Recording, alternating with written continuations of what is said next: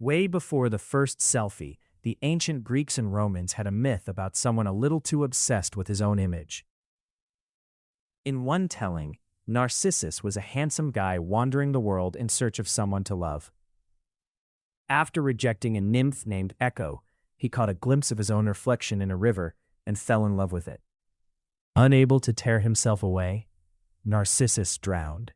A flower marked the spot of where he died, and we call that flower the Narcissus. The myth captures the basic idea of narcissism: elevated and sometimes harmful self-involvement. But it's not just a personality type that shows up in advice columns. It's actually a set of traits studied by psychologists. The psychological definition of narcissism is an inflated, grandiose self-image. To varying degrees, narcissists believe they are better looking, smarter, and more important than others, and that they deserve special treatment. Psychologists recognize two main forms of narcissism: grandiose and vulnerable narcissism.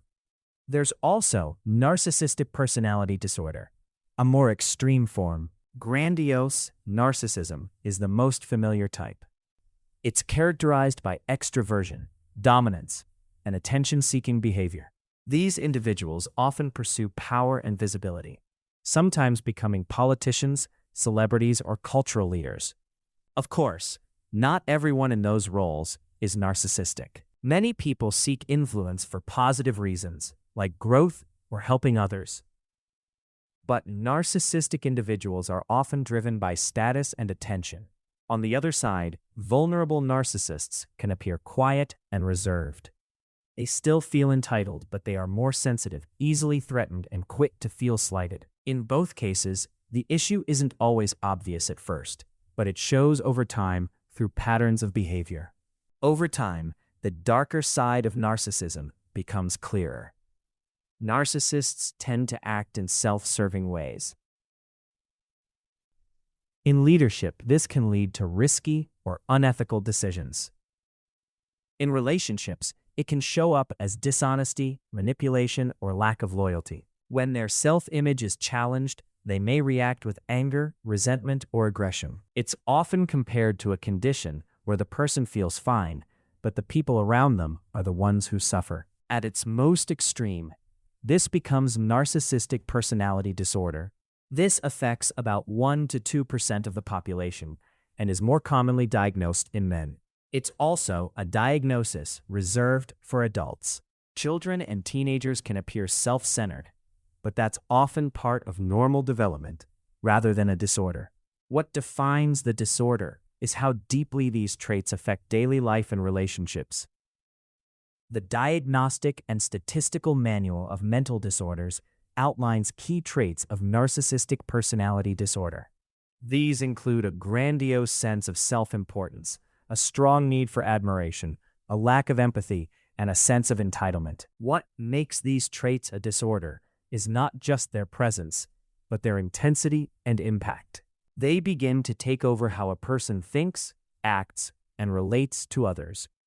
Imagine prioritizing attention over genuine connection, or using people as a source of validation rather than caring for them.